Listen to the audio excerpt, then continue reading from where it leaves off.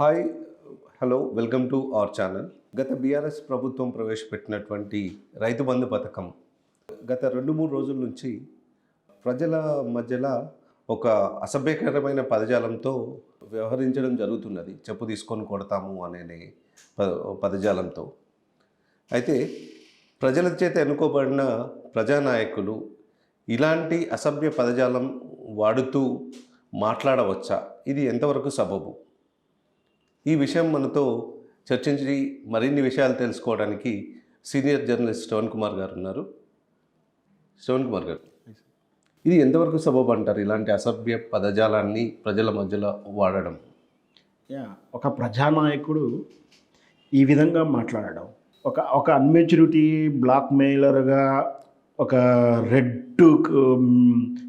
Journalism పేరుతో, ఒక black journalism పేరుతో ఒక ఛానల్ పెట్టుకున్న వ్యక్తి కూడా ఈ విధంగానే మాట్లాడాడు.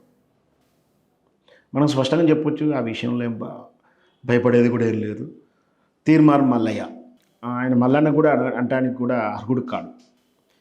అతను మల్లయ్య, తీర్మార్ మల్లయ్య, తీర్మార్ అని ఒక ఛానల్, దాంట్లో ఆయన వ్యాఖ్య చేశాడు. సో దాన్ని ఎడిటింగ్ చేశాడు, ముందు వెనక మార్చారు అంటున్నారు. కానీ వాస్తవం అయితే ఉపయోగించిన పదజాలం అయితే వాడాడు. రైతు బంధు అడిగినోడు చెప్పు తీసుకొని కొట్టండి అని.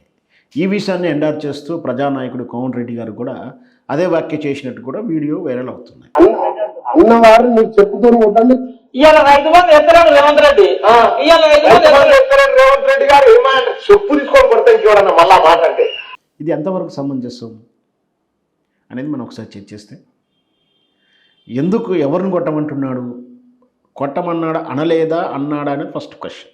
అంటే అది మార్ఫింగా ఫేక్ వీడియోనా అంటే ఫేక్ వీడియో కాదు, స్పష్టంగా చాలా మాధ్యమాల్లో ఉంది. అది అంటే స్వయంగా అన్నటువంటిది. రెండవ అంటే అన్న సందర్భం దేంది, మరి అన్న సందర్భం ఏంటంటే రైతు బంధు రాలేదు అంటే కొంతమందికి ఇచ్చాడు, కొంతమందికి ఇవ్వలేదు. మరి రాని వాళ్ళు రావాలని అడుగుతారు కానీ ఇచ్చిన వాళ్ళకు ఇచ్చినా అని అడగరు కదా. రాని వాళ్ళు అడుగుతారుగా. ఆ రైతు బంధు రాలేదంటే చొప్పు తీసుకుని కొట్టండి అని ఎలా అనగలుగుతారు ప్రజాస్వామ్యంలో? అదే కేసీఆర్ ప్రభుత్వ ఉద్యోగాలు ఇవ్వలేదని అపవాదేశారు. ఈ దేశంలో అన్ని రాష్ట్రాల కన్నా అత్యధికంగా గవర్నమెంట్ ఉద్యోగ కల్పన ఇచ్చిన రాష్ట్రం తెలంగాణ. అంత ఇచ్చినా కూడా ఇవ్వలేదని అపవాదించాడు. మరి ఆ రోజు చెప్పులు తీసుకొని కొట్టమను, బర్రెలు తీసుకొని కొట్టమను, రాళ్ళు తీసుకొని కొట్టమని ఏ నాయకుడు చెప్పలేదు. ప్రజలకు గౌరవించారు, ప్రశ్నించే గొంతుకలను గౌరవించారు. కానీ ఈరోజు ఆ గొంతుకలే విషపు ఆహారాలు తిన లేదా అశుద్ధ ఆహారాలు తినో ఇష్టం వచ్చినట్టు మరుగుతూ ఉంటాయి. అందులో వాక్యంగానే ఈ విధంగా చూడవచ్చు. మనం పూర్తిగా ఇచ్చుంటే ఎందుకు అడుగుతారు? లేదు, మేము ఈ మెజర్మెంట్ ప్రకారం ఇస్తున్నాము, మేము ఈ బేస్ మీద ఇంతమందికే ఇస్తాము, ఇంతకు మించినట్టు వాళ్ళకి ఇవ్వము, అనర్హులకు ఇవ్వము, అర్హులకు ఇవ్వము, ఇదొక వాక్యం చేయాలి. గత కాలం నుంచి వచ్చినప్పుడు ఈ కాలంలో ఎందుకు రాలేదో ప్రశ్నిస్తారు. ఇదే తరహా మరి రాని వాళ్ళని అడిగితే రేపు ప్రభుత్వ ఉద్యోగాలు కూడా వీళ్ళు కల్పిస్తామని మాటిచ్చి ఎన్నికల్లోకి నెక్కొడొచ్చారు. రేపు కూడా నామమాత్రపు 4 ఉద్యోగాలు ఇచ్చి మిగతా ఉద్యోగాలు అడిగితే చెప్పు తీసుకొని కొడతారా ఉద్యోగస్తులు, ఉద్యోగం అడిగిన వాడిని వీళ్ళు అని నేను ప్రశ్నిస్తున్నాను. కరెక్ట్. ఒక ప్రజాస్వామ్యంలో ప్రజలకు అనుగుణంగా మాట్లాడాలి. ప్రజల అవసరం ఏంటి, ఈరోజు మీరు గెలవడానికి కారణం ఏంటి, ప్రజల్లో ఉన్నటువంటి ప్రశ్న ఏంటి, ఉద్యోగాలు కావాలి, మాకు ఏదో ఉద్యోగ కల్పన జరగలేదు అని ఒక అనుమానం ఉంది. అనుమానాన్ని క్రియేట్ చేశారు, మీరు అనుమానాన్ని ఎండార్స్ చేసుకున్నారు. దానికే కదా మిమ్మల్ని నమ్మి గెలిపించింది. మీరు ఆ రోజు రైతు బంధు ఆగిపోదని చెప్పారు, ఈరోజు రైతు బంధు ఆగిపోతుంది. ఈరోజు 24 గంటలు కరెంటు అన్నారు, ఈరోజు 24 కరెంటు లేదు. ఇట్లా ప్రతిదీ అనుమానాస్పదంగా ఉంది. కాబట్టి ఈ రైతు బంధు కూడా వస్తుందా రాదా అని అనుమానంతో అడుగుతున్నప్పుడు దాని తగినట్టు క్లారిఫికేషన్ చేత కాక చావలేక వీళ్ళు ఈ విధంగా వ్యాఖ్యానించారని చెప్పవచ్చు. ఎందుకంటే ప్రశ్నించడం తప్పు కాదు, ప్రశ్నకు సమాధానం చెప్పడం బాధ్యత తప్పుకొని వీళ్ళు చెప్పులు తీసుకొని కొట్టండి అని బాధ్యతారహితంగా అసభ్యంగా పదజాలం వాడడం అనేది నిజంగా ప్రజానాయకుడిగా అనిపించుకోదు, బాధ్యత గల నాయకుడిగా అనిపించుకోదు.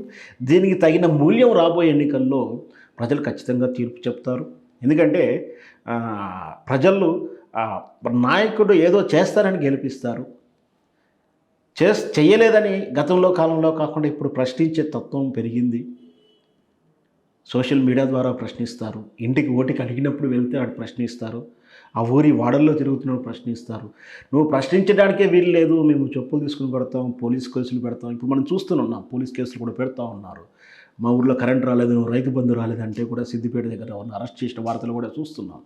ఈ దమనకాండ ఏదైతే ఉందో, ఈ నిరంకుశ పాలన ఏదైతే ఉందో, ఇదైతే రెడ్డి దొర అహంకారాలు ఏదైతే ఉన్నాయో మనం, ఎందుకంటే ఇక్కడ రెడ్డి దొర ప్రస్తావన ఎందుకు తెస్తున్నానంటే, మన తెలంగాణలో జమీందారీ ధరల పాలన వల్ల ఎంత నష్టపోయామో మనకు తెలుసు.